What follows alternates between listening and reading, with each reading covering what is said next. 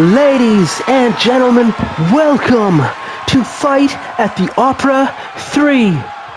This is our 20th free pay-per-view event, our free premium live-to-tape events that air monthly and show. This is our 100th overall show. Thank you very much for sticking with us here, folks, and if you're new to the channel, be sure to subscribe, because this is where the best virtual wrestlers virtually wrestle. And speaking of the best virtual wrestlers, ladies and gentlemen, making his way to the ring right now for his 12th ranked singles matchup here in CWS. He is the inaugural Internet champion, the former contender, and former World Heavyweight Champion. Follow him, he's delicious. This is Garron Noone. Garron Noone, the internet sensation, folks. He's blowing up your mobile phone no matter what app you're using. And here he is on your YouTube screen. And he's about to virtually wrestle with one of the best that the business has to offer. This is internet celebrity taking on internet celebrity. Ladies and gentlemen, Garron Noone with 6 wins, 5 losses to his record. This is his rookie year in the simulated shoot game. And what a year it's been. He's one of the most decorated stars we have on the roster. And he's sound, and he's good at singing and music, and he's funny. Kinda hate him. Garron Noone opening the show here tonight, folks, representing Team Delicious. Patty Fields and Pete Boggs nowhere to be seen right now. Garron going solo, going alone. This is the 3rd installment of Fight at the Opera, and it's this man's first as well. This is totally not Mark, the champion of all of the internet, folks. He's wearing that championship. He's held it for over 140 days. Record breaking. Only the 3rd man to hold that championship that Garron introduced. He lost it in turn to Dudley Bye, and Totally Not Mark took it from him, and Totally Not Mark has held it since, and he's undefeated, folks. 7 wins, no losses in singles action. This is his 8th matchup. And what a clash of styles, what a clash of worlds. The manga man himself, Totally Not Mark, about to challenge Mayo's own.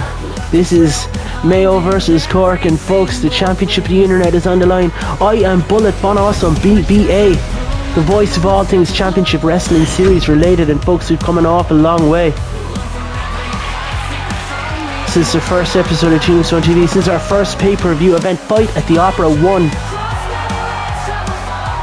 We continue to grow and grow here in CWS. We have huge announcements coming as well, folks, with the announcement of WWE 2K25 coming out in March. Folks, season finale has been set. I'll tell you more about that in the coming days and weeks here across Tombstone TV. But folks, we're hoping to start off season 3 with a bang.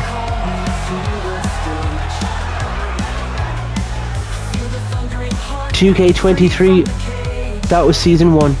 Season 2 on 2K24, and folks, season 3 is going to be 2K25. I really hope that universe mode is good. The referee lifts the championship above his head to let everyone know that the title is on the line in this fight, and there's a big fight field tonight in this arena. Thank you for joining us. Thank you for being here.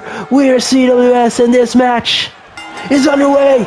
The referee rings the bell, and Marky locking up with Garron and immediately powering him over to those ropes, and Marky locking Garron up, and the dynamic cam giving us a 360 view of Marky running forearms into Garron's back, and look at that big clothesline in the corner. A Totally Not Mark, who is not a fan favorite right here at the moment, folks. I think it's just hard to boo Garron, even though his actions have been so heinous. I mean, last month, if you remember back, folks, the tale of this matchup is at Stadium Royale. Garron challenged Totally Not Mark. He wanted to go. Ladies and gentlemen, I've just been informed this has been an Extreme Rules matchup. I mean, after the actions in recent weeks, that makes total sense. Both men agreed to this backstage, and I'm only finding out now live on commentary. Marky introducing that trash can, and folks, let me tell you the tale of the tape. I guess it's pretty important here. A few weeks ago at Stadium Royale 2025, Totally Not Mark defended his championship. Oh my god, trash can to the back. Against a mystery opponent, and folks, that mystery opponent was none other than the inaugural CWS champion of the internet, Garron Noone.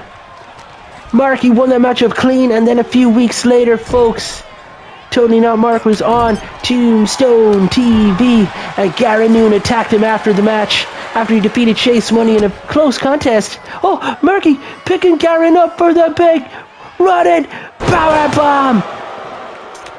After Marky put Chase Money down, Garron attacked him with a kendo stick from behind. Later in the night, when Garron was after having a match with Big Penne, Totally Not Mark had attacked him just before the matchup, and again came out to challenge after the match. And the two went blow for blow, and folks, they had to be separated. These guys have been attacking each other for weeks. Totally Not Mark laying down the challenge to Garron Noone, and folks, just this week on Tombstone TV, Totally Not Mark teamed with Hiro Satoshi to take on Garron Noone, and Hiro's opponent for tonight, Max Waits. 1, 2, and Totally Not Mark gets the shoulders off the mat. And in tag action, Hiro and Totally Not Mark picked up victory, putting Max Waits and Garron down. Garron and Max had a falling out after that backstage, by the way, because Max Waits tapped out. Max, completely justified in his own logic. He's a World Heavyweight Championship matchup tonight against Hiro Satoshi in the main event, and he did not want to hold himself in that cloverleaf hold from Totally Not Mark and put his body at risk ahead of the Heavyweight Championship matchup. But Garron lost that match because of Max Waits' tap out. Garron furious with Max after the show. I'm sure there's going to be more of that. And folks, there was also tension between Totally Not Mark and Hiro as well. Backstage, we got a 1, we got a 2. Marky gets the shoulders up again after that DDT. There was backstage tensions apparently when Hiro and Totally Not Mark went backstage. They were a bit of confusion backstage as to who did the damage and won the matchup for the team. Oh, knees up off of that rolling senton splash, and Marky gets the knees up. And folks, I'm sure it's not the last we've seen of Hiro and Totally Not Mark. Look at that Marky with the spinebuster. They're totally not a spinebuster. And my goodness, he's wrapping him up. He's wrapping him this cloverleaf, folks. We've seen this be utilised so effectively in recent weeks and months. Especially Max Waite tapping out just this week to it. Is Garron going to tap? Is Garron? No, Marky's released it. Marky's released, and Garron gets another opportunity. He survives at Marky's behest, and my goodness, Marky is sliding to the outside, and folks, Marky's picking up that steel chair. Oh, this is that vicious side of Marky we know lies within. Like his theme music's name suggests, there is power within. And Marky with the steel chair across the back. Oh, that guttural crack. The steel chair meeting bone.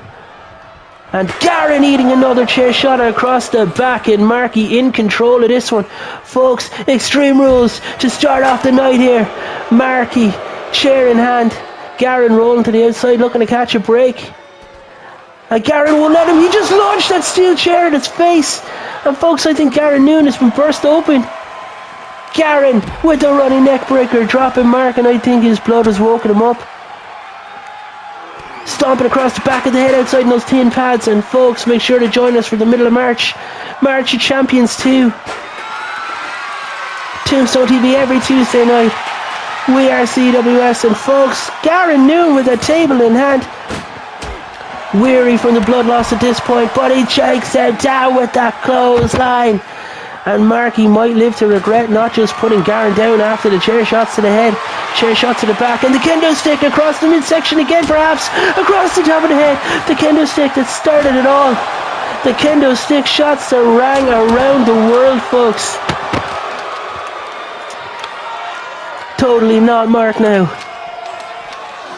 launching Garron back into the ring. We've had ladders and bins and steel chairs, and now sledgehammer shot to the midsection, and Garron's been taken down. Totally Not Mark standing tall with the sledgehammer. Shots to the lower back, and Garron's got to be feeling every one of them. Garron goes for that delicious clothesline, and Totally Not Mark hits him with that Japanese uppercut and a clover leaf again, folks. And the blood dripping down off the face of Garron, and he taps out. Totally Not Mark still undefeated, folks. 8-0, and he retains his championship. Massive win here. And Garron Noone with another loss. Totally Not Mark opens fight at the Opera 3, and folks, the fans really wanted to see Garron pick up the championship. Booing Marky out of the building. He's the real deal, the truest heel. Marky Fitz, Totally Not Mark, still the champion of the internet. Ladies and gentlemen, don't go anywhere. There's plenty of action yet to come here at Fight at the Opera. Your Women's World's Championship is on the line as the 14th women's contender, the Lady Starshine, takes on another veteran of the business representing Los Bestias Locas, Anaconda, your world's champion of our women's division, folks. That bout's coming up right here next. The Women's World's Championship, the most coveted prize for all female talent here in CWS. At our first Eliminator pay-per-view event, it was introduced by the Lady Starshine. She didn't hold the championship for very long before Aerial Wrestler wrestled it from her grasp. The division continued to prosper, and at Capital Carnage 2 in Dublin, Ireland, Anaconda of Los Bestias Locas captured the gold. At Battle in Brasilia, Capital Carnage 3, Anaconda defended the championship from her former protege, Belle Tolls. Anaconda struck from the top rope. Belle's foot under the ropes, but the referee did not see it. Hannah retained her championship.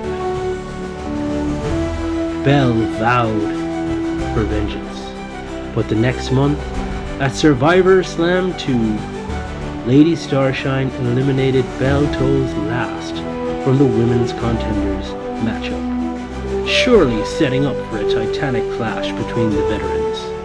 The same night, Anaconda of Los Bestias Locas was defending the Women's Championship from Wanda Curse, only to fall victim to the Avada Kedavra running knee and to lose the championship. This battle destined for another night. At Eliminator 2, Hannah eliminated Jazz Dancer last from the matchup, setting up a titanic clash yet again at Violent Night 2 between Wanda Curse, the champion, and the challenger, Anaconda, who lost the belt to Wanda. The Anaconda Vice applied not once but twice on the night, and Wanda Curse tapped out. Anaconda becoming your women's champion yet again. Fast forward to the Stadium Royale, where Ren challenged Hannah for the championship, only for Hannah to defeat Ren and maintain her reign of terror. The same night at Stadium Royale, Kitty Richards was eliminated last and the Lady Starshine became victorious. These two veterans of the industry clash, not for the first time, but for the first time here at Championship Wrestling Series. The Lady Starshine, your top contender, former heavyweight champion of the women's division and two-time contender, goes up against the reigning, defending women's world's champion, Anaconda.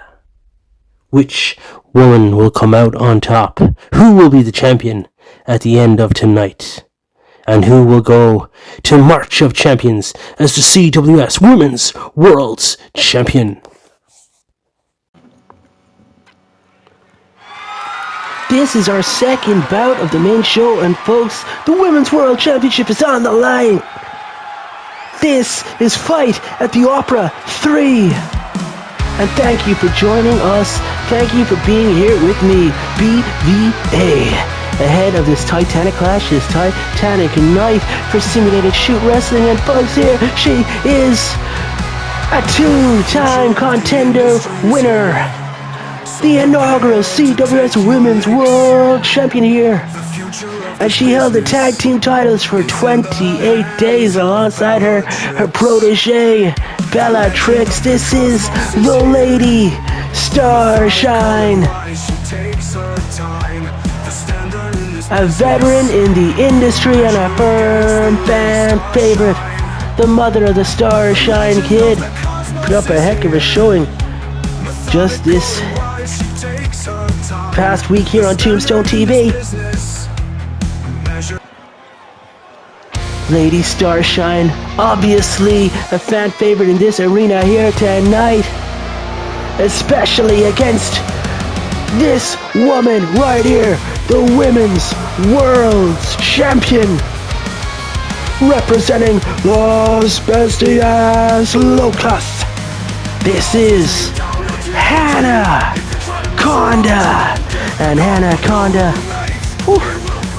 two-time Women's World Champion and a three-time Women's Contender.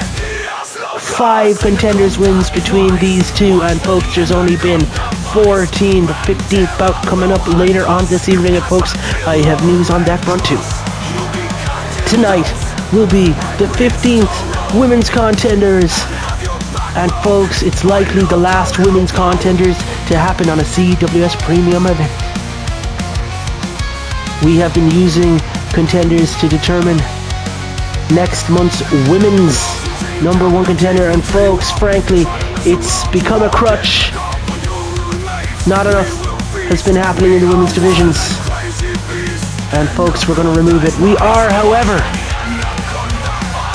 planning on keeping contenders on the premium events, but folks, it looks like we might put the men's contenders on the events instead and determine women's #1 contenders another way. But folks, we will burn that bridge when they come to it. Hannah Chonda holds the championship above her head. The fans getting a little bit behind her in I think the moment they're realizing the significance of this.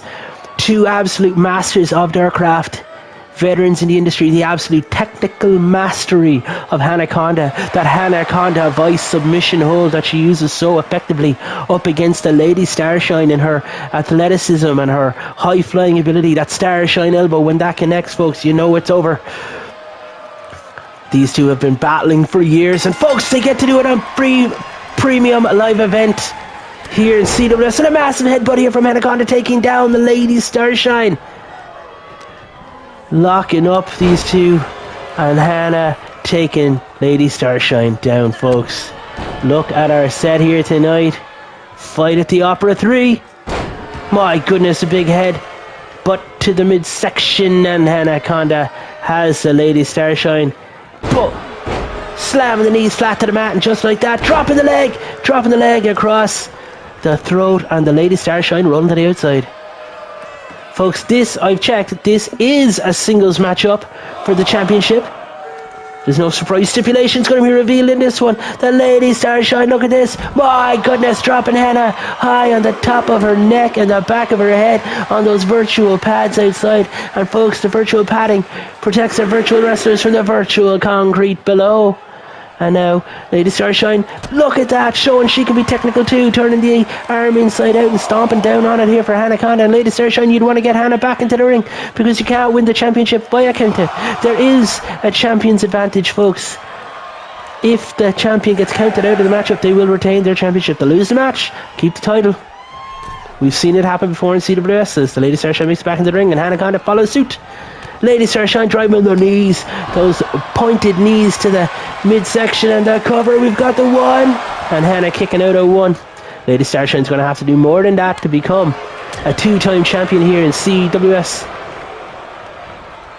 Oh, Hannah goes for that high leg drop, and the Lady Starshine scouted it, saw it coming and evaded it nicely. Ah, look at this, close line to the corner, and a running bulldog. She's taking her down to the centre of the ring. Is it enough, folks? The Lady Starshine is determined it's not.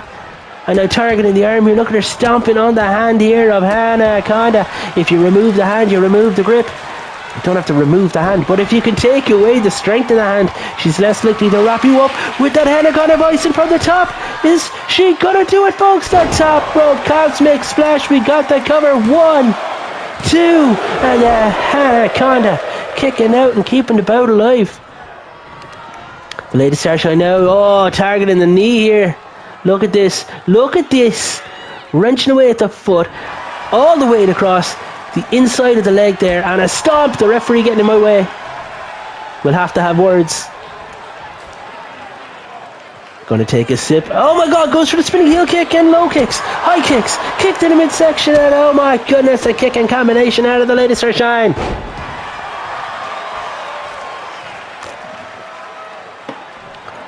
The Lady Starshine now with Anaconda on the ropes, quite literally, but Hannah playing possum, forehand to the face, walking right back into some shots, body shots, kicks, and look at that, the heel of the boot driven into the, my goodness, the Lady Starshine hasn't been this ruthless in a long time, facing a long time rival. Look at that, a second rope, Starshine elbow, 1, 2, is it enough? And 3, she does it, folks. The Lady Starshine puts Anaconda down and picks up the victory. She picks up the championship. And the Lady Starshine, who introduced this title to CWS in the first place, gets to fight at the Opera 3 and gets to raise it over her head, folks. The Lady Starshine is your new CWS Women's World Champion. What a victory here for the Lady Starshine. She's done it, folks. She's brought the gold home. What a victory. And against a natural rival of hers, a long-term rival. And folks, we are about to have Contenders 15, where we will determine the number 1 contender for the Lady Starshine's newly acquired championship, folks. The next bout is a 10-woman over the top rope elimination matchup, and the winner of that will face the Lady Starshine at March of Champions 2. Who's it going to be, folks? Find out with me next as 10 women do battle. The championship opportunity on the line. The women's contenders match. 14 matches, 8 different winners, and 8 different successful contenders have become champion. Who's next to add their names to that list? This is your 15th ever women's contenders matchup. 10 women will fight for the opportunity to become the number 1 contender for the Women's World's Championship. 2 women will start the bout off, and then at timed regular intervals, a new athlete, a new combatant will enter the fray. This will rinse and repeat until all 10 have entered and a 9 have been eliminated. And to be eliminated, you must go over the top rope and have both of your feet hit the floor. If at any point one athlete is left alone in that ring on their own, folks, we will usher down the next combatant. Number 1 contenders on the line. They will go to March of Champions to challenge the Lady Starshine, and folks, will it be this woman right here? This is El Dorado. El Dorado, 2-time winner of the Contenders match.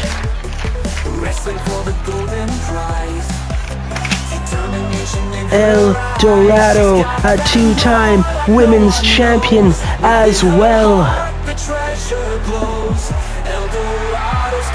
The road to gold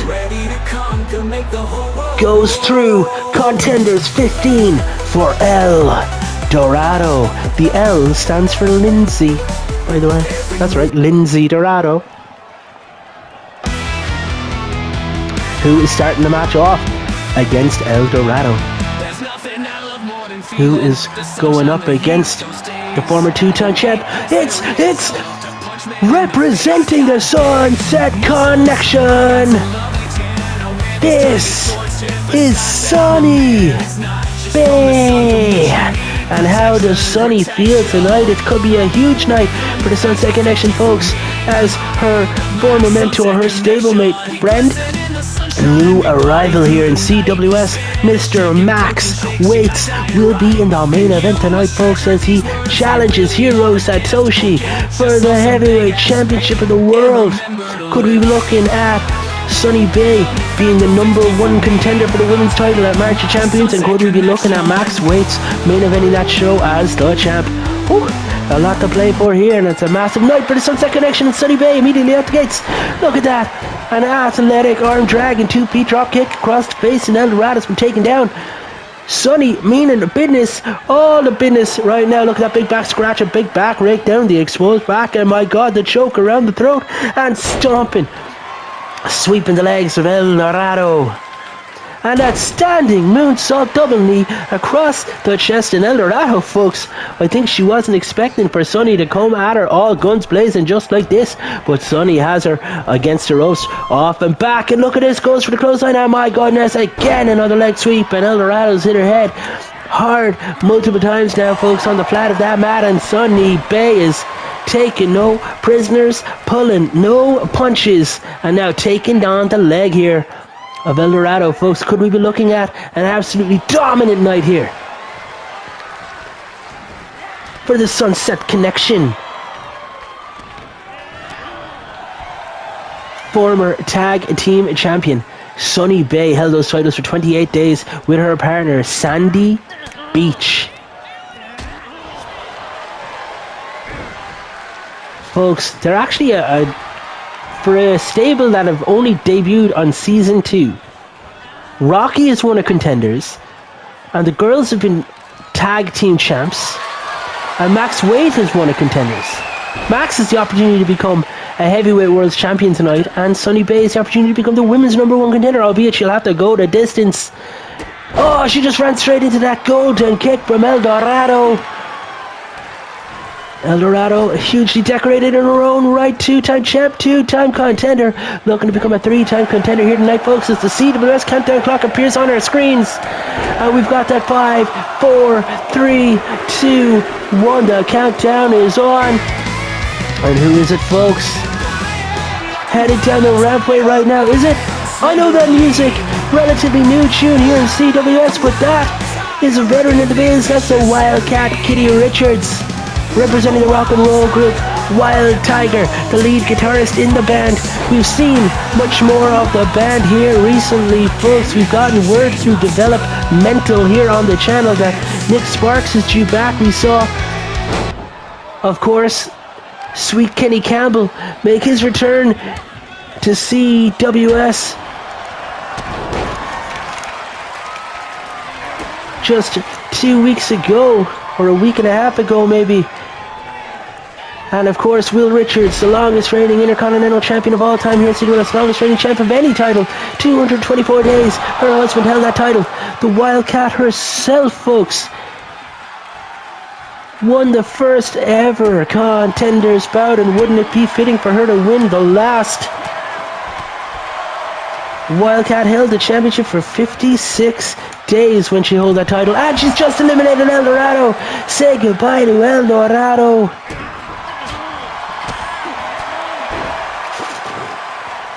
Absolutely throttling Sunny now. Dorado, can we get a quick... Quick interview with El Dorado on the ramp here. Who do you think is going to pick up the victory here tonight? Are they in the ring right now? No, you don't? What's the future look like for you, El Dorado? You don't know. Without contenders, you don't know how you're going to fare on TV. That is a fair point, folks. And look at this. Sunny Bay's been eliminated. And look at that. The Wildcat Kitty Richards standing tall. Sunny, how do you feel? How do you feel about being eliminated in this bout? Oh, Sunny, keep the language clean. We're on free-to-air pay-per-view, but folks, we will get censored. The Wildcat now coming up against this woman right here, folks. That's Miss Fortune. Misfortune, evading the grasp here of Kitty and dragging Kitty straight over to that turnbuckle post. Misfortune, will she be lucky enough to eliminate the Wildcat right now, folks?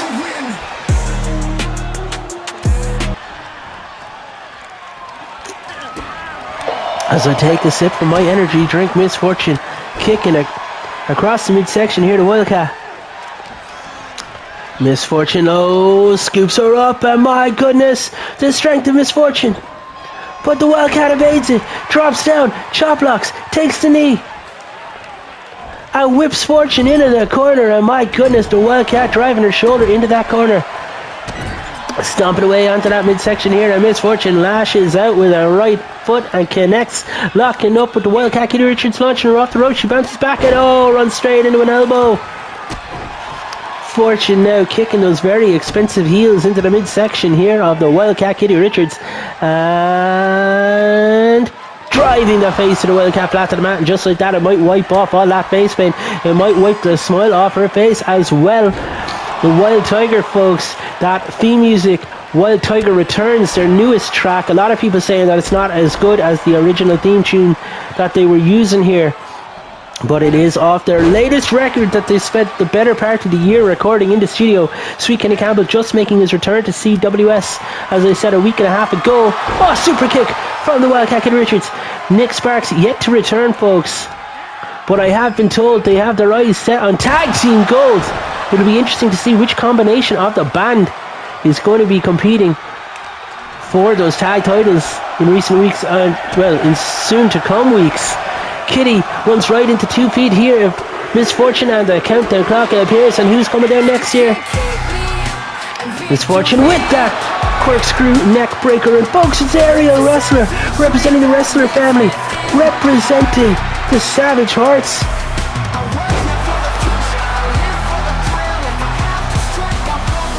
Aerial Wrestler, our second ever women's champion here at CWS. She defeated the lady Starshine for the championship, and she held the title for 56 days as well as the Wildcat Kitty Richards. And oh my god, a big leaping knee for Misfortune, taking her flat down just like that. Aerial, who has never won a contenders match, Misfortune has never won a contenders match, will tonight be their night. And look at that, launching Aerial into the sky.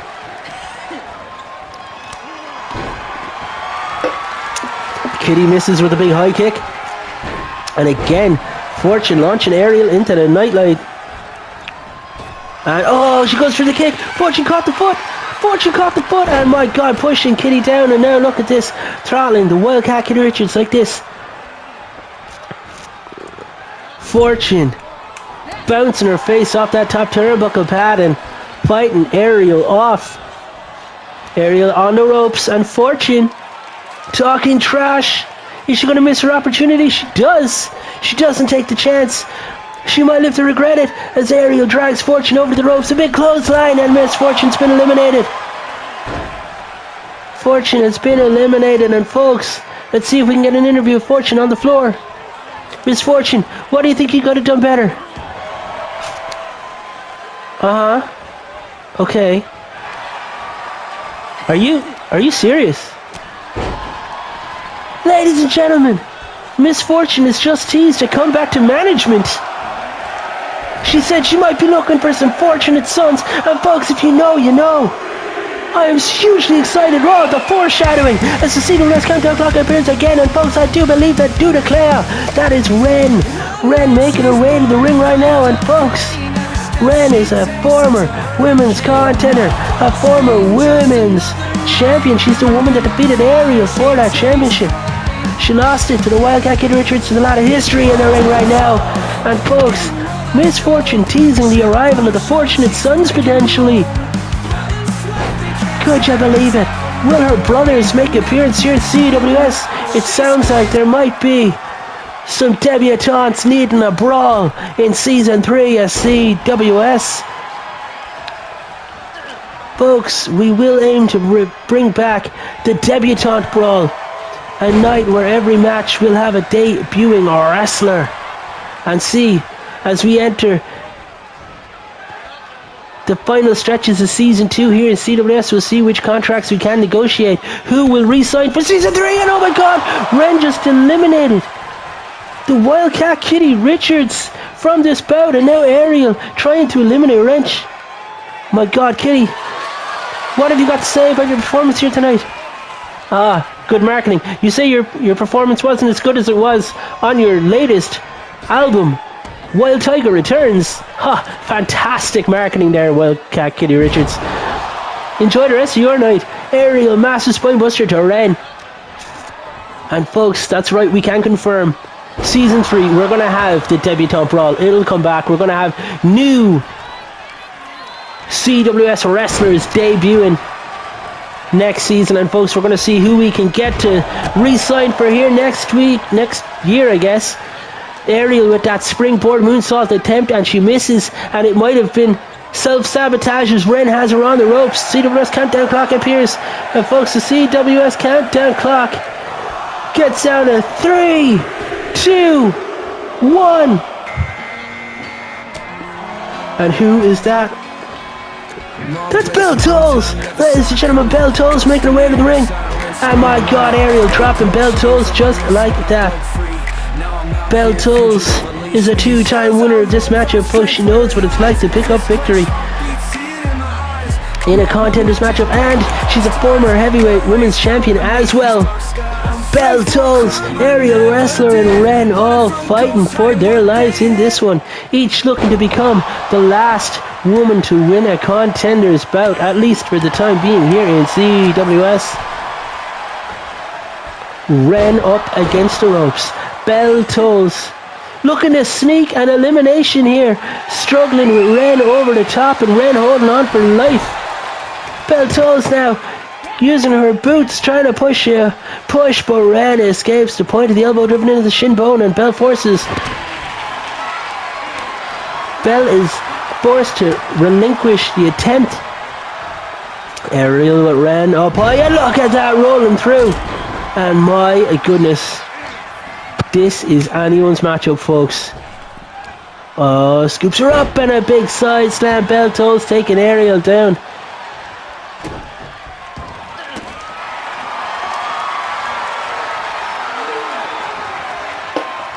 Submission being applied in the ring, and Ariel able to get out of that. Her brother, the Technique Wrestler, has her well trained to get out of submission holes. Matt Wrestler, her other brother, has her well trained on the mat, and Ariel herself able to fly through the night sky to land the blow she needs to pick up the victory. Her quickness and her swiftness are her strength, and folks, speaking of strength, can she use that strength to hold on in this one? CWS countdown clock appears again on screen here at Fight at the Opera 3. Who is next in this matchup? The Dynamic Cam going up the ramp, and folks, that's Wanda Curse. Wanda Curse is back in CWS. Wanda, who has won 2 contenders matches. She is a 2-time women's champion. She's the woman that lost her championship to Hannah Conda, representing the Cursed Ones with that absolutely excellent theme music. Wanda Curse taking a breather, allowing the others to battle it out and remain the freshest woman in the matchup. Avoid conflict, Wanda. Try to go the distance. A big headbutt there from Ren to Belle Tolls, and Ariel Wrestler now looking to scoop. Ren up, and my God, driving the head down. Belle Tolls, Wanda Curse going at it here, folks. Ren on the ropes, and Ariel now talking all kinds of trash.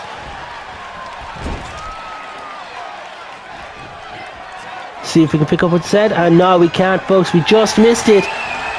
Ren goes over the top, and Ariel this time grabs her by the neck, drops her with a cutter, and Ren has been eliminated.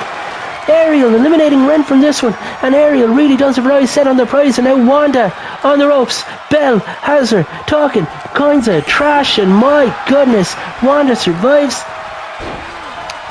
Belle off the ropes, and double footed drop kick on her face of Wanda Curse.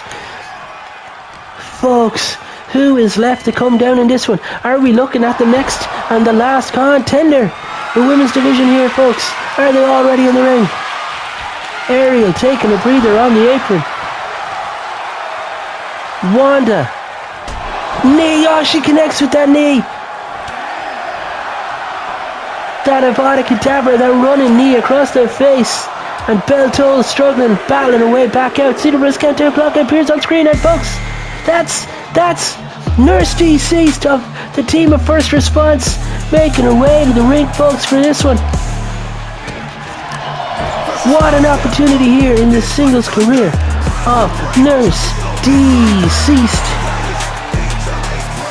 The first response have never held the women's championships. They've never won contenders between them. And folks, they won't do it tonight. Nurse has been eliminated already, and Ariel proving her dominance here. Handspring, back elbow. Clips both women. She didn't get all of it. Wanda now dominating. Bell Tolls and a double team. But Ariel and Wanda with the double DDT, and they just took Bell Tolls down and immediately broke up that alliance. You have no friends in this matchup. Only enemies and temporary partnerships. Perhaps Wanda getting whipped into the corner, and Bell Tolls now striking the chest of Wanda. Curse, big chops across the chest. Ariel taking a breather, and look at this disrespectful grabbing the ankles here of Wanda Curse, pulling them into the sky and dropping her flat to the back just like that. Bell has picked her up, and Wanda gets dropped. Snake eyes across that top turnbuckle. Bell in control here of Ariel. Wrestler whips her, dominates her, shoulder tackle taken down, and Wanda charging across the ring, grabbing Bell by the hair, bouncing her head off that top turnbuckle pad. And Bell fighting out, and I'm going to take another sip of my drink. Ariel with the super kick and another elimination. Is that 3 back-to-back eliminations for Ariel Wrestler? And the super kick to Wanda Curse. Ariel is left in the ring on her own. And the CWS countdown clock appears on screen one more time. And folks, who is coming down next here at Contenders 15? It's the Women's Champions Tag Team partner. That is Bellatrix. And she runs right into Ariel's big boot. And Ariel now going behind, grabbing the waist, and a deadlift German suplex over the top of her head. And Bellatrix is live in this one, folks. Former tag team champion with her partner. And my God, she's been eliminated. Folks, just like that, Ariel Wrestler picks up victory here tonight. She's done it before, folks. She ended the Lady Starshine's first reign as women's champion. Will Ariel get to do it again, folks?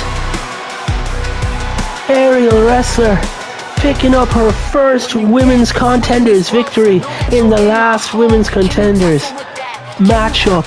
Massive win for Ariel. Huge matchup now booked for March of Champions. We will have Ariel Wrestler challenging the Lady Starshine for the women's world title. Massive matchup, folks, and I'm looking forward to that one already. But folks, don't go anywhere, because speaking of massive matchups, Prince Toro will challenge Beautiful Bruno Bravo next, folks, for that light heavyweight championship. It's a rematch. The Stadium Royale where Bruno defeated Prince Toro for that championship. And folks, after the actions of Prince Toro in recent weeks, there's a stipulation in this matchup. I'm sure you can probably guess what it is. We'll reveal it next, folks, when Prince Toro making his way to the ring. Don't go anywhere. Fight at the Opera 3 continues. At Violent Night 2, Prince Toro challenged Killian Curse for the light heavyweight championship. Has cut Killian Curse in half, and folks,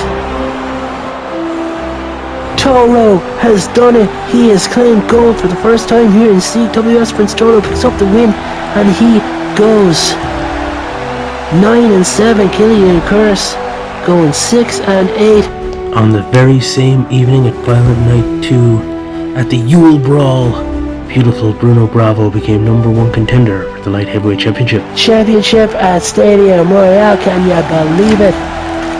What a time to be alive. Next month at the Stadium Royale, the match was set. Beautiful Bruno Bravo would challenge Prince Toro for the Light Heavyweight Championship. The champion, Prince Toro, seemingly taking Beautiful Bruno Bravo for granted on that fateful night. And lo and behold, this happened. He's going for it again! Beautiful Bruno Bravo going one more time for that beautiful pile driver. And he's got the cover, folks. 1, 2, 3. Beautiful Bruno Bravo has finally done it, folks. He's picked up his first championship victory here since arriving in CWS. Beautiful Bruno Bravo. Eager to reclaim the prize, Prince Toro set about winning the #1 Contenders tournament, leading to a face-off when after the match, Beautiful Bruno Bravo came down to the ringside area with the new Light Heavyweight Championship around his shoulder to stare down his nemesis. Picking up 2 victories on Tombstone TV, Prince Toro put down Dudley Bai, former Light Heavyweight Champion, in the semi-final, and in the final. That's how he picked up victory against Dudley earlier tonight, folks. That might be it. 1, 2, 3, and just like that, Prince Toro picks up victory. He is going to face Beautiful Bruno Bravo. Oh my God! What are you doing, Toro? You've already picked up the victory. You've got the win. You've got the matchup. What's he doing? The referee's telling him to go. Prince Toro picking up a table and sliding that table into the ring. The Platinum Kid is in a bad way, and look at that, Prince Toro sending a referee out.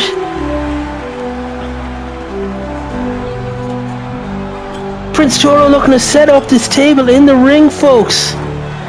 And the Platinum Kid has got nowhere to go. He's wrestled twice tonight, and Prince Toro, he's wrapping him around the throat, and my God, look at that. Toro just choke slamming the Platinum Kid through that table. I want to welcome you all back here to Fight at the Opera 3. This is our 4th matchup of the main show. And your CWS Light Heavyweight Championship is on the line in this one. Folks, Beautiful Bruno Bravo defeated Prince Toro for that Light Heavyweight Championship in our opening contest at Stadium Royale 2.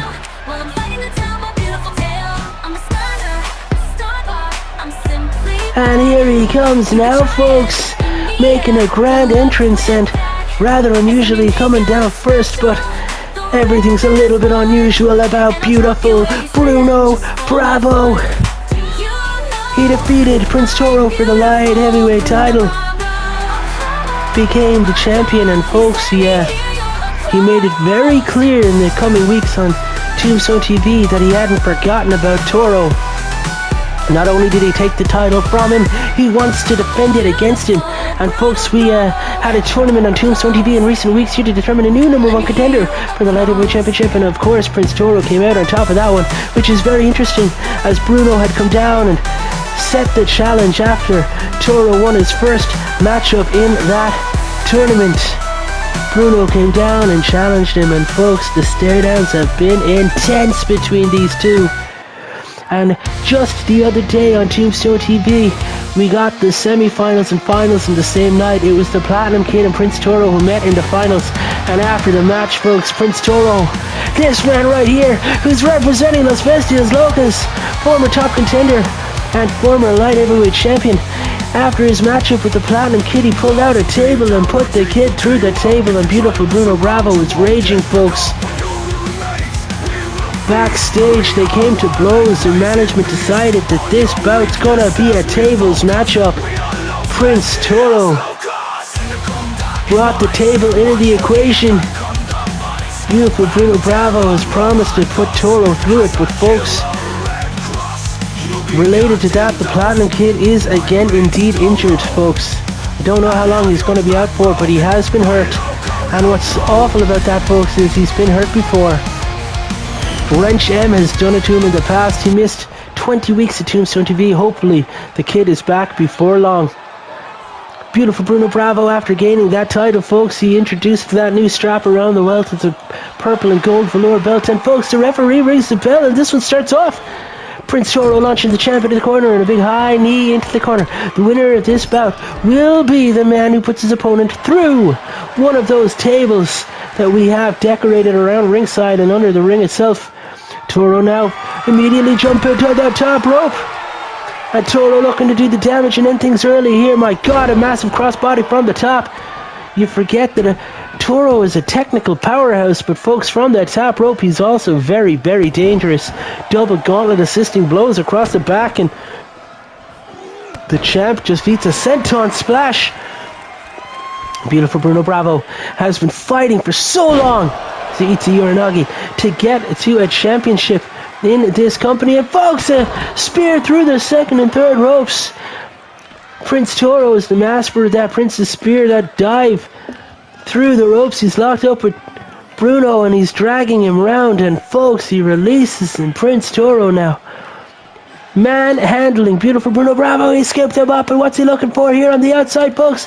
He's going for a power bomb, and Beautiful Bruno Bravo does not want to be on the receiving end of that one. Fights out with some right hands here, and Beautiful Bruno Bravo now able to take control, but only for a little while. Toro elbows to the midsection here of Beautiful Bruno Bravo and launches him into those steel steps. Prince Toro looking to make short work of the match. He's grabbed the table and he's introduced the table, not for the first time, folks. He introduced it on Tombstone TV and he's introducing it again here. But Bruno goes to the outside, and now Bruno getting a table. But look at this, Toro fighting back. Beautiful Bruno Bravo goes to the kick, and he caught the foot, and these guys know each other oh so very well. Prince Toro in his 23rd ranked singles matchup, folks, here, and he just drops Beautiful Bruno Bravo in an electric chair drop.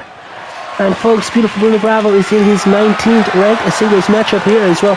Folks, these guys have been around for the business for a while, and look at this, steel chair to the midsection. Toro doesn't care how he wins it. He wants to become a two-time light heavyweight champion here in CWS. Leaping uppercut, and he's taking the man down. Toro in control here, goes behind, grabs the waist and dropping Bruno with a German, a second German, that one onto the chair, and folks, a third German suplex. He releases it. Only two men have been two-time light heavyweight champions, folks. It's Dr. Dermot Allergy and Hardy by Prince Toro, looking to become a two-time light heavyweight champion himself. Picking up that table now, and just tossing that table against the champion's face. And Bruno, in a bad way, he just got launched into that barricade. And Toro now notices an opportunity, a weakness, a bounce in the face of Beautiful Bruno Bravo off that barricade in front of the Tombstone TV audience. Then bounce in the face off the virtual apron. We all know the virtual apron is the hardest part of the virtual wrestling ring. Toro now going under that ring and pulling out another table. Folks, you know the Platinum Kid is watching this one from his bed in hospital. Beautiful Bruno Bravo did promise to put Toro through the table. He did promise to win this one for the Platinum Kid. They're not particularly good friends, but there was no need for Toro to attack the kid like that. He'd already established his dominance. He'd already won the matchup. To victimize the guy like that, it was just uncalled for. But folks, look who we're dealing with. Los Bestias Locas, the vicious beasts, the wild crazy animals. My God, suplex outside on the floor, and you'll see more of this action later on tonight as other Los Bestias Locas, Pantera Roja Dos and Loco Lobo Azul, will defend their tag team titles against the Twin Castles later tonight, folks. We saw Anaconda lose her championship in action earlier, another member of Los Bestias Locas.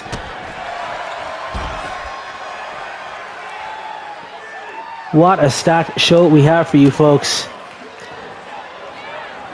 The team of the first response will be taking on the Dancer Sisters for women's tag action later on tonight. Nurse Deceased might regret her opportunity in Contenders earlier tonight if she ends up too tired to perform well in that tag match. Oh, the gun assist!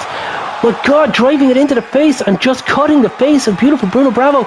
We saw Prince Toro do this just this past week on Tombstone TV. The gauntlets to the face, man. Vicious, vicious. After the women's tag match, of course, we're going to have Grim Reaper Warfare when the Survivor Motor takes on Jackson Gage Harris for the Intercontinental Championship. And folks, I've been promised there's a stipulation on that one as well, as Toro sets up a table in the corner.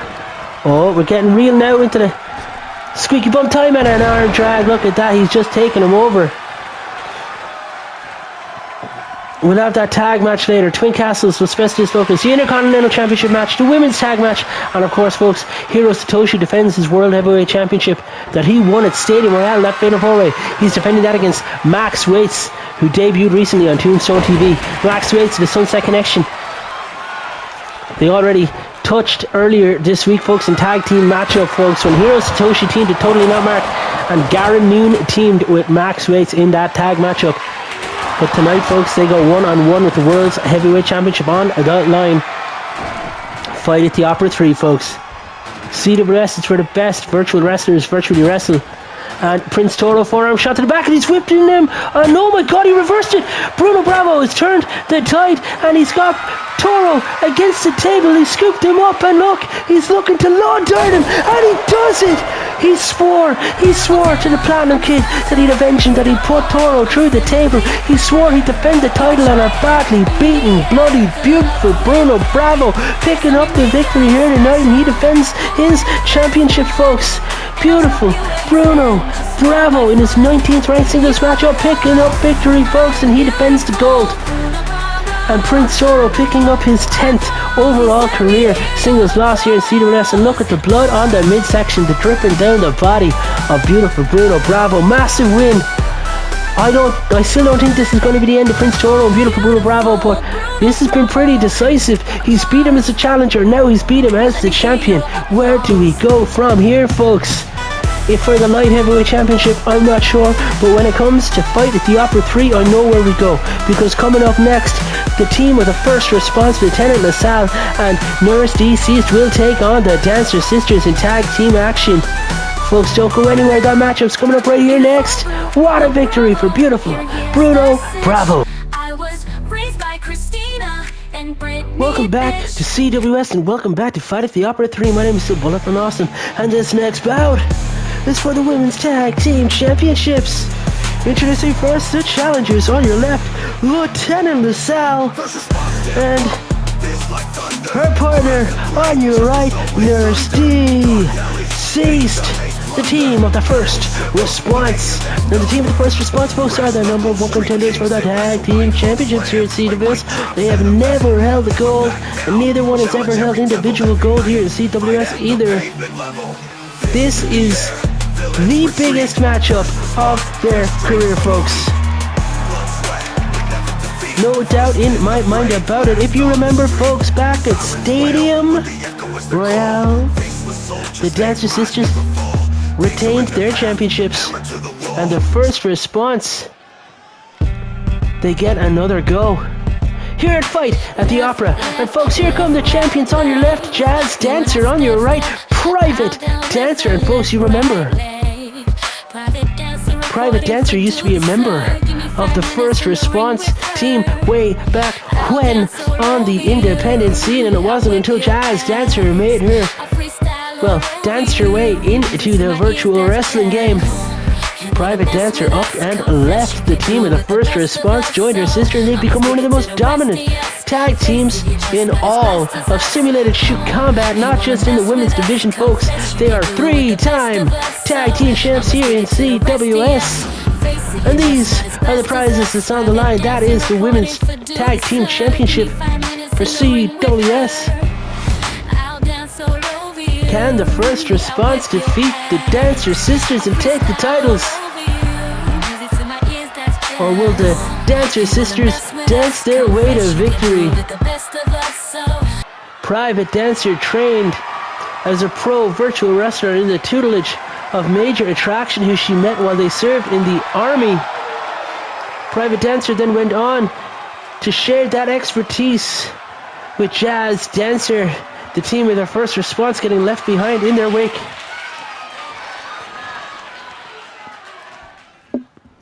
No love lost between these two teams. Referee holding those championships above his head, signaling to everybody that this matchup is for the title of Women's Tag Team Champions. Private's going to start this thing off with Lieutenant LaSalle. Referee rings the bell, and here we go, folks. Which of these teams is going to be the Tag Team Champions heading into the Season 2 finale in March of Champions 2?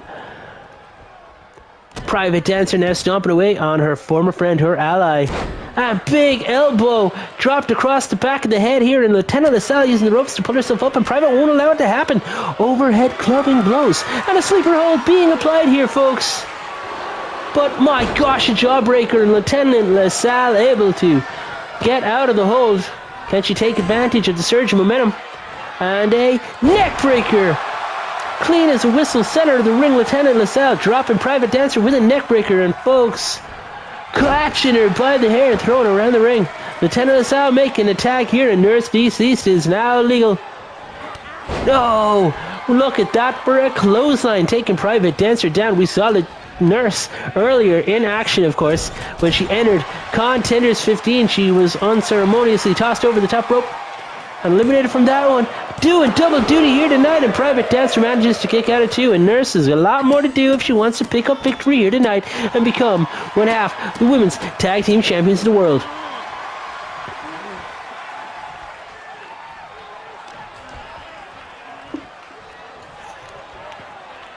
Private Dancer with the forearm to the face here, and a clubbing blow across the back of Nurse, and oh my god, hardly. She's not going for this already. Is she going for the Major Power Bomb? There we have it, folks. Major Power Bomb in the corner. And the referee's down. We got the one. And Lieutenant LaSalle in to break that up. And can you believe it, folks? She went for the big guns, and the big guns hit early. The tag was made, and Jazz is now legal. And surely she's just got to pick the bones. Nurse landed high on the top of her shoulders and her neck off of that major power bomb by Private Dancer. She learned that one from Major Attraction, her former heavyweight champion in the world here in CWS. And look at Jazz now just ramming the head and the neck into the floor. That's the same area that was just dominated by that power bomb. And now clubs to the face. Those ricocheting blows bouncing Nurse around the place. If Jazz can just isolate Nurse now, surely the Dancer Sisters will retain the championships. There's only so many times Lieutenant LaSalle will be allowed by the referee to break up that count before he disqualifies the team. Nurse fighting back, kick to the midsection here. Locking up and whipping Jazz into the corner of the first response, and Nurse looks like she might be heading over to make a tag. Tying Jazz up in the corner. Don't forget to tag your partner, Nurse. And oh my god, no! Oh my god, a suplex into the turnbuckle! And the tag is made. Jazz desperately trying to make a tag here to her sister Private Dancer. She leaps, she makes the tag, and Private Dancer back in, but walks right into a lieutenant's shotgun drop kick. Not many lieutenants carry a shotgun of that caliber. Or something. I don't know, did that even make any sense? But it was a cool looking drop kick all the same. Lieutenant LaSalle, now what she got in mind? Second rope, grabs the neck, and oh my god, choking. Just releasing Private down into the center of the ring, and we got a cover, we got the one, we got the break up before the count of two. Jazz diving in to save the matchup for his sister. Lieutenant LaSalle, now look at that, rolling through and launching Private around the ring. These two know each other so well, these two tag in the independent scene together. Private Dancer fighting back, whipping Lieutenant LaSalle off the ropes. And look at this, a big flat back bump right over the top she goes, and Private Dancer measuring Lieutenant LaSalle, scoops her up, and big backbreaker in the center of the ring. Tag has been made. Jazz back now in the matchup, and a big golden boot across the face. Jazz wants to tap dance on the face of her enemies. She told me that once, and I looked at her like, you are crazy. Who says those words in that order? And Jazz just laughed. Pretty despicable, but she looks good in blue, so, you know, who am I to argue? Very, very dominant team. The Dancer Sisters. Oh, Lieutenant LaSalle looking to do the unprettier. But my God, instead Jazz evades it. Lieutenant evaded it again and got a variation of a bulldog. Nurse now legal again. Stomping on the face here of Jazz.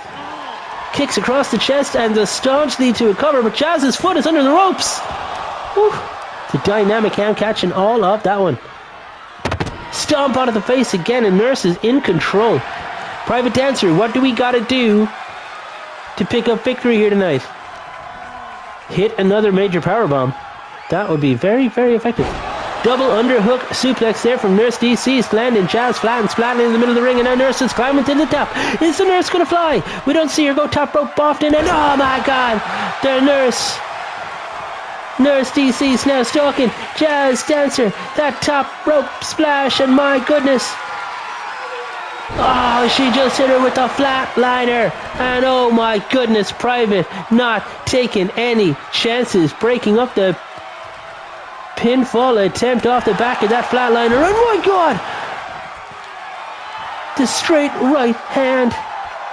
And Nurse is now stalking Jazz one more time. Ah, but the jawbreaker. Jazz connects with the jawbreaker.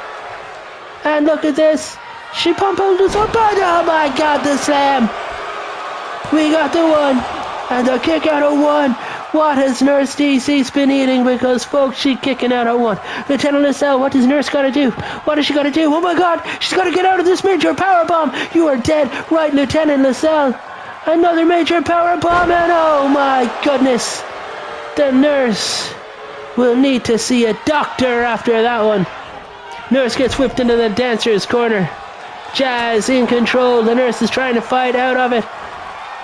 And the big bear hug. But again, Jazz, more powerful of the two, manages to break the hold, whipping the Nurse back into the corner. And the gut shots here. Knees and side of the leg being driven into the midsection. The Nurse DC and she falls, slumps, sunken. But she kicks out. An errant straight kick lands. And now, Private Dancer offered the distraction. Nurse turned right around into a major clothesline and won. Lieutenant LaSalle diving across the ring here to break up the count of one. But a major clothesline to Lieutenant LaSalle as well. She had that one locked, cocked and in the chamber.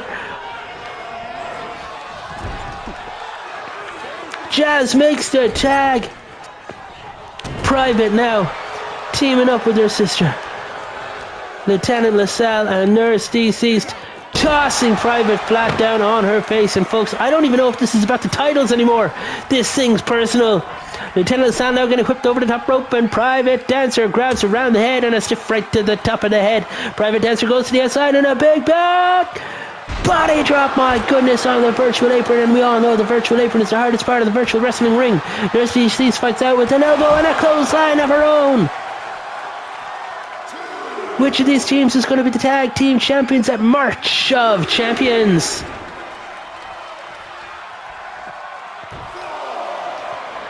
Nurse deceased now making her way back into the ring. Getting under that rope and shoulder tackle takes Private Dancer down. Private Dancer lashes out with a kick, connects to Nurse DC's head. And she's building up ahead of steam. Here is Private Dancer on the deadlift. Over the shoulder, running power slam. Private's power slam.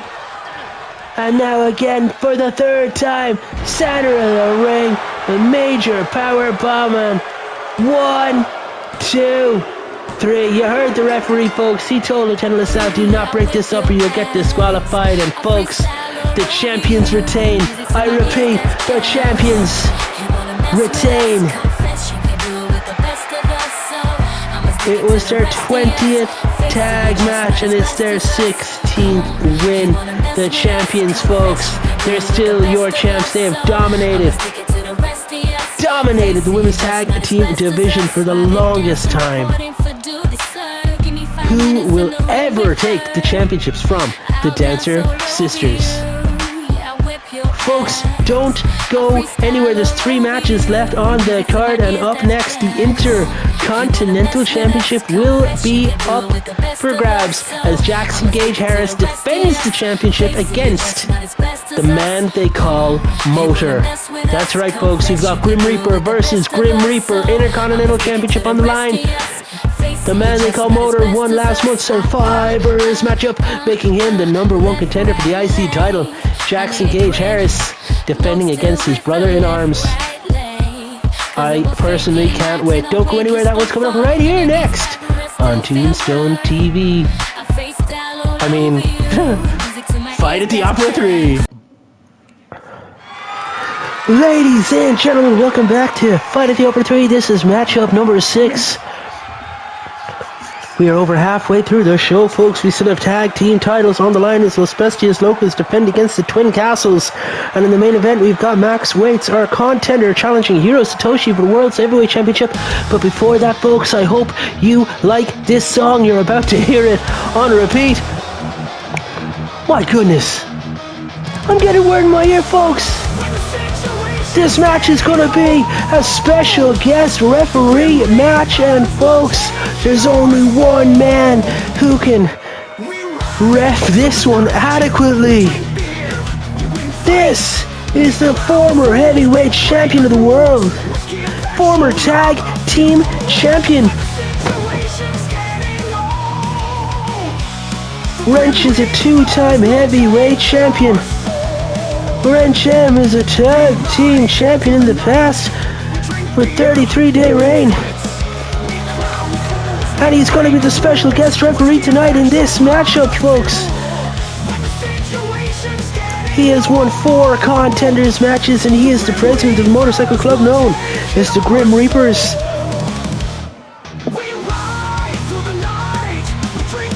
And here comes the challenger, making his way to the ring, representing the Grim Reapers, your survivor from the Stadium Royale 2025. This man won a 5-man elimination matchup to become the #1 contender for the Intercontinental Championship, and he is challenging for that title right now, folks. Former 2-time tag team champion, he's held the tag team titles with Tommy Torque Thompson and with Wrench M, the special guest referee in this matchup, and he's also previously been a contender himself. He won the 2nd ever contenders matchup, folks. And here he is challenging for the Intercontinental Championship against his own brother-in-arms, folks, representing the Grim Reapers, your CWS Intercontinental Champion. This is Jackson Gage Harris. And Jackson Gage Harris has held on to that championship for 131 days, folks. The 2nd longest reign in the history of that championship. Still some ways behind the record that was set by Will Richards of the rock and roll group Wild Tiger, who held that for 224 days. But Jackson Gage Harris has pledged to hold the gold forever. And folks, you gotta believe this is gonna be one heck of a hard-hitting affair. Wrench M, the leader of the motorcycle crew that both of these men are part of. Jackson Gage Harris, the sergeant at arms of the group. He was the #2 of the group for a very long time, and folks, people have claimed that in recent weeks and months that the man they call Motor has worked his way into that #2 spot without Jackson Gage Harris even knowing. Wrench M as the special guest ref in this one. I guess we're going to see who he favors, or will he be able to cut it down the middle? This has been a very bold choice by management to have Wrench refereeing this one. Jackson Gage Harris holding that championship high above his head, and I think a lot of the fans in attendance here are eager to see Jackson retain the title. He holds the championship in his hands and passes it over to Wrench. Wrench presenting that championship to the man they call Motor. This is the man formerly known as Yamamoto on the independent scene, folks. He was an enemy of Wrench M and the Reapers for the longest of times. He fought at the Masquerade Brawl 1 in a handicap matchup against Tommy Torque Thompson and Jackson Gage Harris. And here they are, opposite sides of the ring, folks. They went from enemies to friends, and for tonight and one night only, back to being enemies. And Motor scoops him up and power slams Gage flat down to the mat, and look at that. Motor punching away at the head here of Jackson Gage Harris. This is Motor's 16th ranked singles matchup. He has 8 wins, 7 losses. And Jackson Gage Harris with 16 wins, 9 losses. This is his 26th ranked singles matchup. And has he met his match? Oh, a massive high suplex there.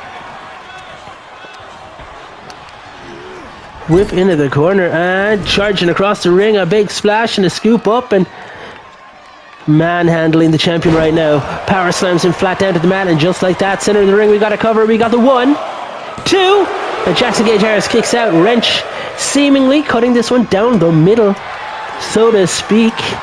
I suppose Wrench should be happy either way because the IC title stays within the family as such.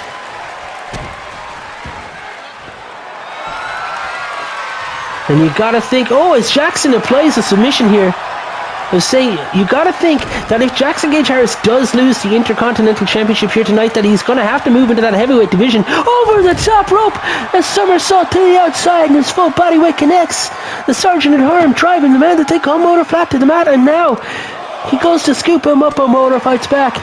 You'd think Gage's record being so solid, 16 wins, 9 losses, that surely he's going to focus on the heavyweight division as soon as he loses that championship, but he also did promise to hold the gold forever. So we shall see, folks. The man they call Motor dropping the elbow across the lower back of Jackson Gage Harris. And the belly to belly, and he takes him flat down. And folks, you gotta think, Motor's got to be worried about the champion's advantage here. If Gage gets counted out of this one, he retains his championship.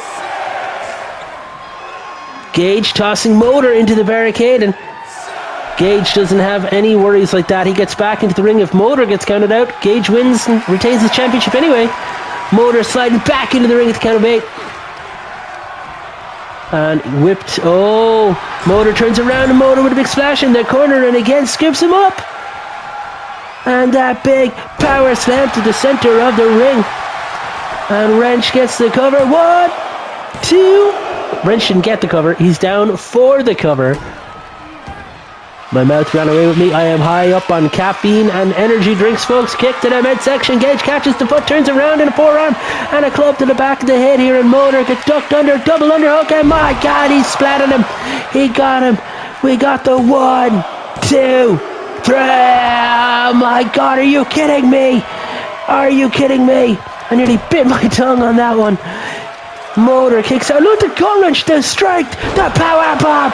Jackson Gage Harris, gut wrench, deadlift to that power bomb position. Motor with a kick to the head, and folks, they say you hit your friends the hardest. I guess you could say the same about the simulated shoot game. Motor now with the big spike across the chest. We got the cover, and this might be it, folks. 1, 2, and Jackson kicks out. Jackson Gage Harris kicking out. And my God, the leg drop across the arm. Motor seemingly in control for the moment, but he's got a bit more to do if he wants to keep Jackson Gage Harris down for the 3 count. Surely if he hits that Yamamoto moonsault, folks, it's all over.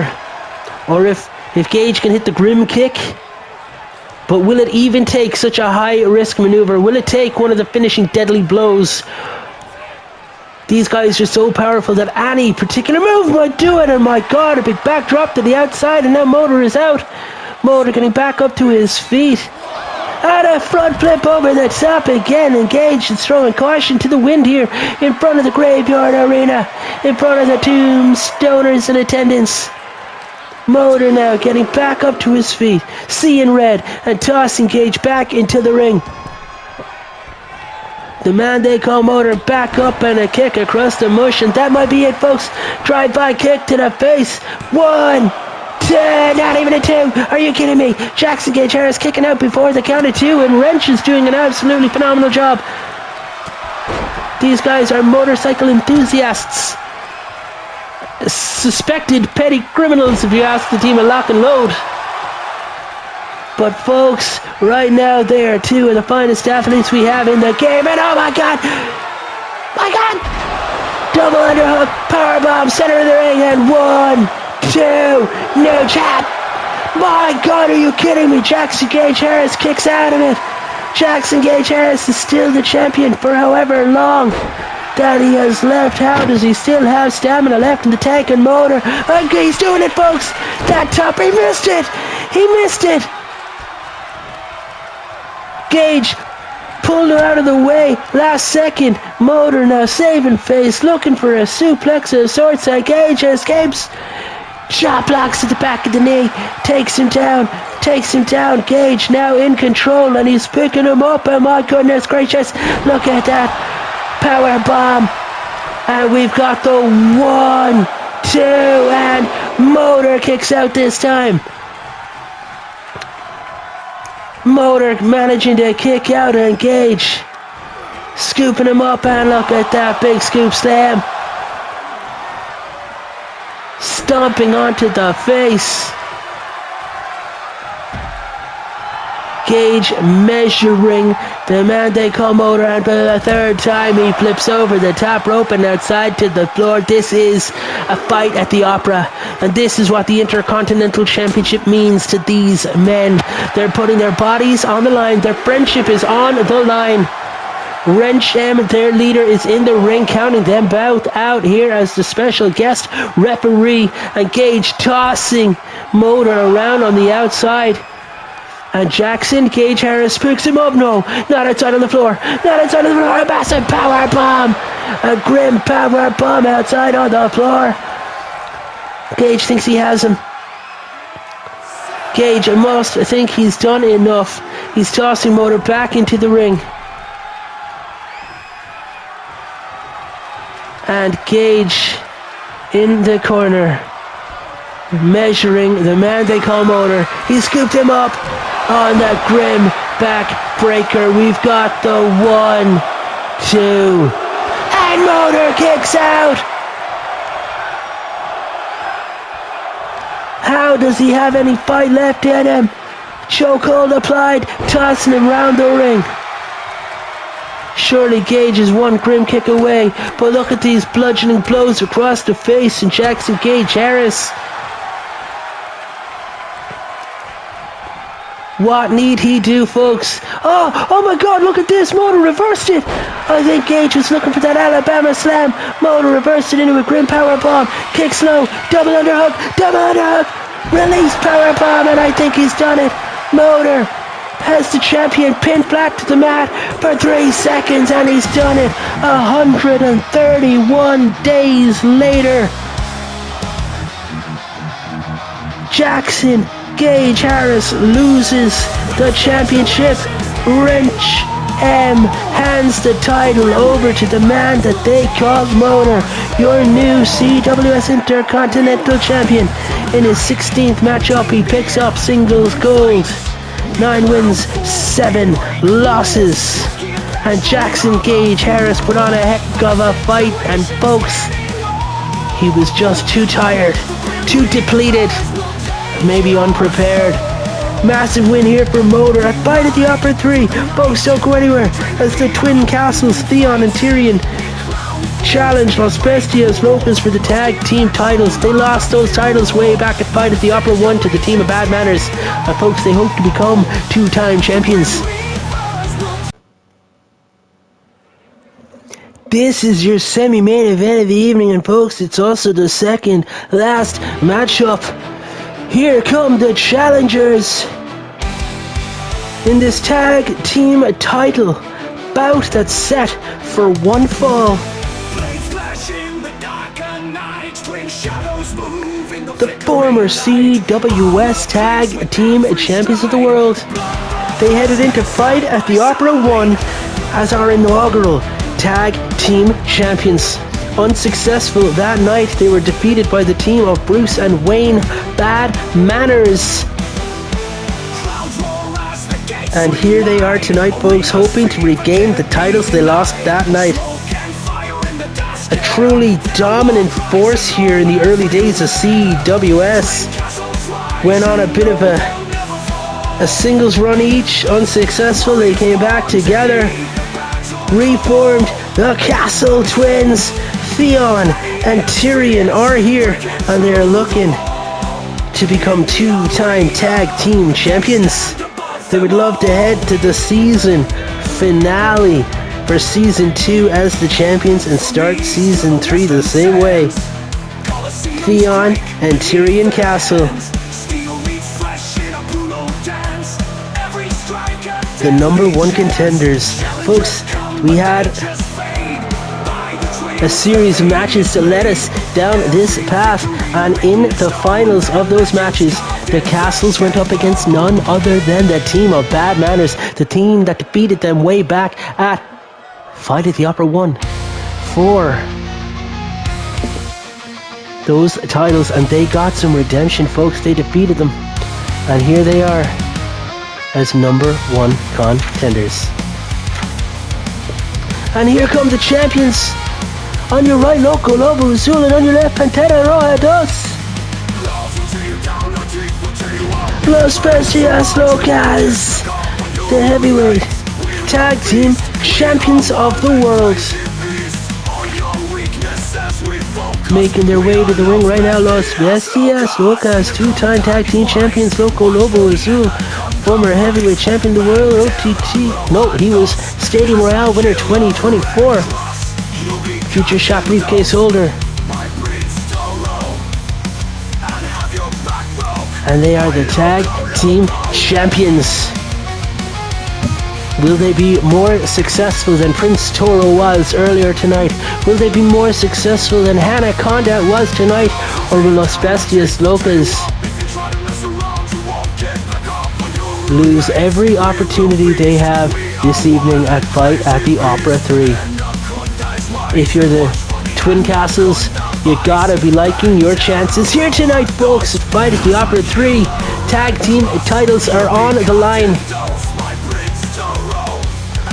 Are the Los Bestias Locas, are they cursed here tonight?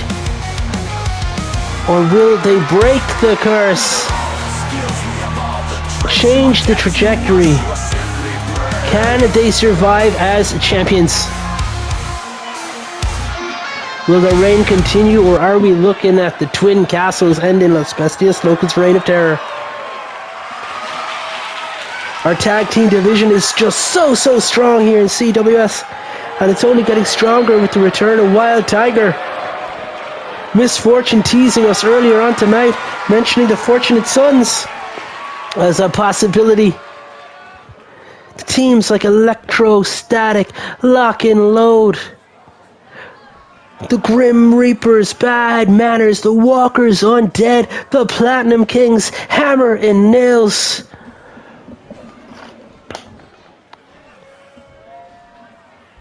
The Cosmic Alliance, Big and Tall, the Boys, Cara Estelos Muertes. We have a stacked tag division, and folks, each team wants to be on top of it. And look at this one. Oh my God, Pantera Roja Dos gets turned inside out, but that gauntlet assisted clothesline kicks across the face, and Castle's on top, folding him all sorts of ways. My goodness gracious me. The Castles are known for being light heavyweight powerhouses up against heavyweights here in the truest of forms, and Pantera manages to kick out before the ref counted to 1. Have Los Bestias Locas taking Twin Castles too lightly, folks. Pantera with the elbow strikes right across the mush, and oh, he's whipped him into the far corner. Pantera locking up, and I love this venue, ladies and gentlemen. We have ran an event from this venue each year for the last 3... My God, look at that! Bulldog from the top! Fight at the Opera 3 has always been held here, folks. And hopefully it continues to be held here in the future. Loco Lobo Azul in now, makes the tag, and look at this choke bomb, center of the ring. Unusual maneuver out of Loco Lobo Azul, folks, and he's climbing to the top. Castle's looking for a tag. Loco from the top, that elbow drop to the middle of the back in the center of the ring. Loco elbow drop. And now Loco absolutely dominating since he's been tagged in. Castle being tied up in the corner, and folks, I'm going to take a sip out of my energy drink. Of course, as I do, kicks, clubs, sleeper applied, Loco's fading, and the jawbreaker. Loco escapes the hold. Former heavyweight champion of the world eats a big back fist. The man to cash in the future shop briefcase at the end of season 1, folks. After Thiago K. Oliveira lost a cage fight to Major Attraction, Loco Lobo Azul cashed in his opportunity, defeated Major Attraction as the show was going off the air for the season finale, and he became the heavyweight champion of the world. Albeit for a cup of coffee, but he is the second ever heavyweight champion of the world. He's also a 2-time tag champion alongside Pantera Roja Dos, and my goodness, folks, are they going to retain? Oh my goodness. Castles in, breaks up that fall. Loco in control. Whips his opponent into the corner, charges across, and look at this, tying him up in that corner one more time. And that one hand, oh my God, the choke bomb again! Did he just learn that move or something? Because I don't recall seeing him do it before, and he's hit it twice in this one. Loco now, I think a bit of a miscommunication there with his tag team partner, Pantera Roja Dos. Loco measuring. Oh my God, I think he was stalking him for that backbreaker, and my goodness, he's eating a series of kicks and blows. And you don't have the strength, my goodness, look at that. He did, he had the strength. Suplex, oh my God, and Loco kicking the top of the head, and Loco catching a breather. He's got him for a Uranagi, and no, the escape again. The speed of the Castles, they're just too quick for these big powerhouses. There's a lot of weight and a lot of meat to Loco Lobo Azul and Pantera Roja Dos. They're used to just powering their opponents around. But folks, the quickness, the speed, oh my God, leaping into the air, gauntlet, forearm to the face, and Pantera almost looking like he wanted to break up that pinfall, but Loco had to do it himself, and the springboard moonsault connects, and one. Loco getting the shoulder off the flat of that mat at the count of 1, and folks, the tag team titles are what's on the line. Pride on the line. The claim of being the best tag team in CWS, that's what's at stake. The titles to prove it, and the big, oh my God, look at that for a shoulder breaker. Center of the ring, we got the 1, 2, and he kicks out of it. Loco, beside himself, driven. Loco, the efforts the Castles are putting in, and folks, the big clubbing spike across the throat, and Loco makes the tag. Pantera now in. Surely Pantera is going to want to make that red cross. Bulldog takes him flat down, and the Castles make the tag. Pantera let it happen. Striking combination. Right hand, turn him inside out, and he's looking for the fall of Rome. Oh, Nathan, the face connects, and we've got the pinfall broken up by Loco diving across the ring and breaking up the count. Gauntlet assisted strikes here to the face, and Pantera, that face paint being wiped off here. And a suplex. No, he's not gonna. He got him straight up, folks. But Pantera escapes the hold, chop blocks the leg, and takes his opponent flat down. Pantera's hooked him, and a straight right to the top of the eye. He may be out, ladies and gentlemen. Castle's pulling himself back up to his feet. Loco stalking him.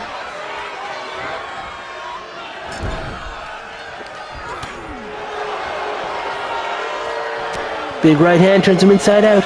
Is he going for it again? No. this time. Oh, he escaped the back suplex attempt, and Loco's got him up on his shoulders. Loco, no.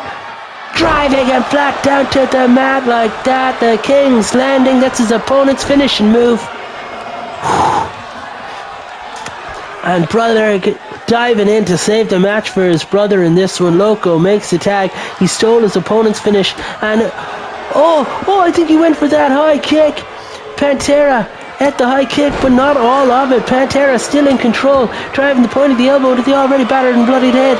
Castles make the tag, and again Pantera turning his back and allowing these tags to happen. Oh, spear! We got the one! And Loco in to break up the count, and folks, referee chasing Castles out of the ring here. Pantera Roadhouse now being stalked after the impact of that spear. He drives the elbow to the face, shoulder tackle, neither man falls. Goes for the discus, but now the Red Cross, he caught him.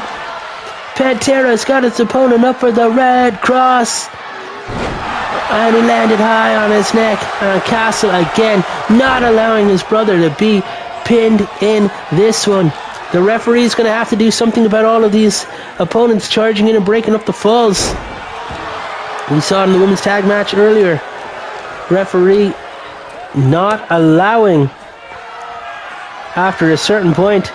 Oh, Loco went for that Loco clothesline, but the high knee connects, and oh my God, the Castles might... Jesus Christ. I thought the Castles were going to do it, and he kicked out of one.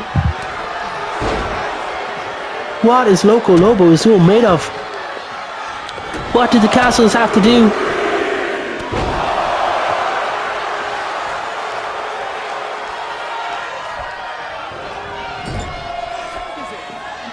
Tag is made. Loco getting whipped off the ropes. He shoots back and double shoulder tackle. But Loco just gets right back up.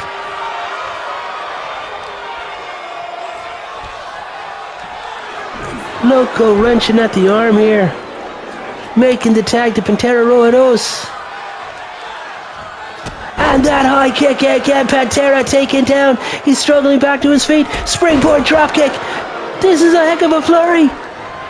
The armor-clad gladiators. The Twin Castles might just do it, folks. Pantera up and into another boot. These kicks are just faster than Los Bestias Locas attempts at clotheslines. Knees, and look at these striking combinations. Knee to the face again, and the Castles connect with the cover. 1, 2, 3, new tag team champions. New tag team champions. A massive win for the Twin Castles. The fans in attendance unsure how they feel about that, and Los Bestias Locas lose the titles. The Twin Castles are back where they began, with CWS as the tag team champions of the world. And they just put the tag team division on notice. Absolutely insane tag team match of Los Bestias Locas just couldn't handle the speed of the Twin Castles. Folks, don't go anywhere. The heavyweight championship matchup is coming up next. Hiro Satoshi defends the heavyweight championship against Max Waits, our 18th men's contender. And folks, to me, this is the main event of the show, and it happens to be going on last right here. Don't go anywhere. Heavyweight championship of the world is coming up right here next at Fight at the Opera 3. This is your main event of the evening, and this is Fight at the Opera 3. We are at the Heavyweight World's Championship title fight. And folks, look at this. Your 18th male contender. The undefeated in singles ranked action. This is Mr. Max Waits. And there ain't no weights like Max Waits, and Max Waits making his way to the ring, folks, but he is not alone. It looks like his former tag partner, maybe current tag partner, stablemate and friend. That's Rocky Beach, a former contender in his own right. Rocky Beach in managerial capacity here tonight, perhaps, making his way to the ring, folks. Max weights looking to do the unthinkable and becoming undefeated in singles action. Heavyweight champion. This is only his second ranked singles matchup since arriving here on the scene, folks. After making his debut a few short weeks ago, and what a debut it was, folks. He took on major attraction in a qualifying bout for contenders, and folks, he was hugely successful.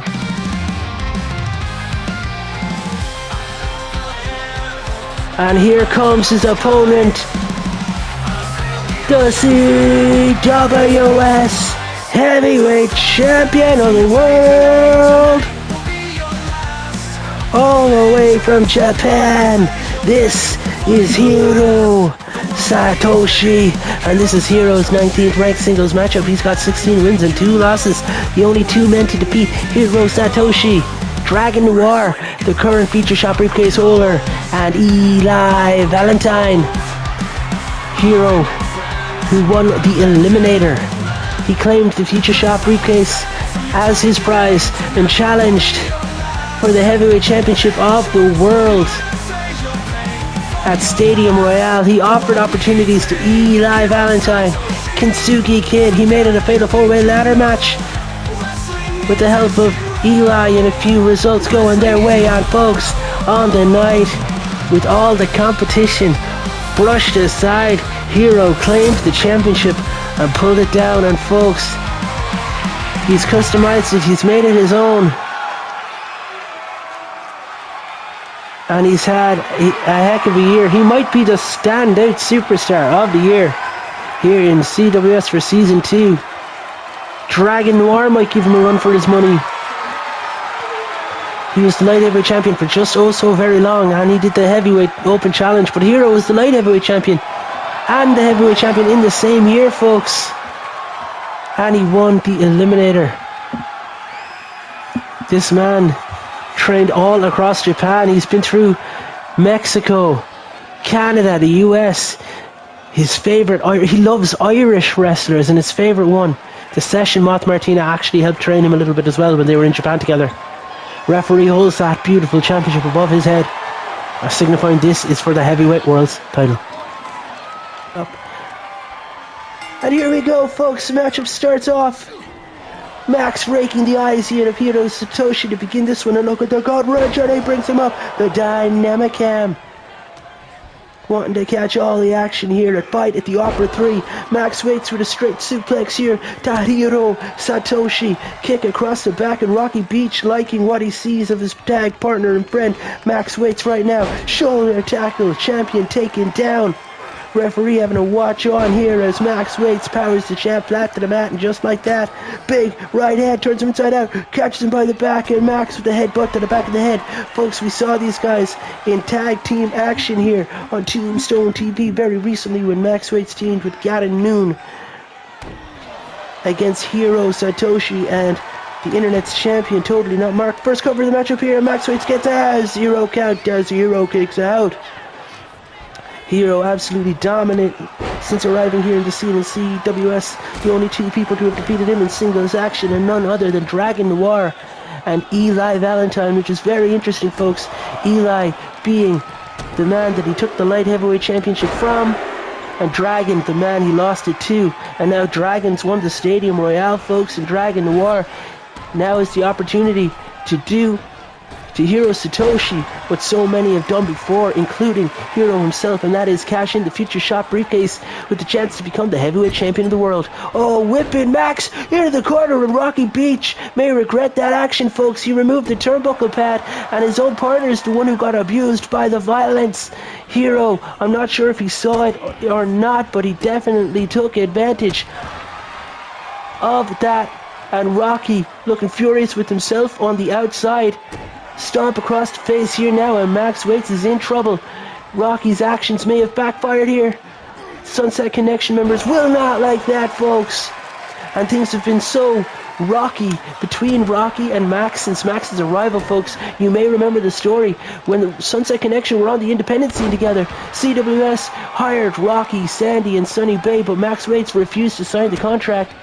He didn't want to go to one of the corporate companies. My God, elbow at the top of the head, and he got that cover. 1, 2. And Max gets the shoulder up, but I think he's been busted open by the point of the elbow. Hiro now stalking Max, and folks, it might be just like that. The pump handle, he picks him up and slams him back down. Has Rocky cost his partner the championship?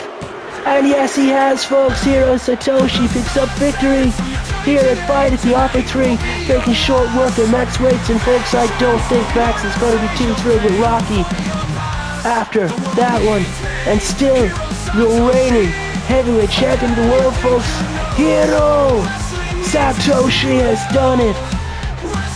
In his first title defense, he has retained the gold. And folks, I want to thank you for joining me here at CWS. Thank you for joining me at Fight at the Offer 3. And don't forget to subscribe to the channel if you haven't already.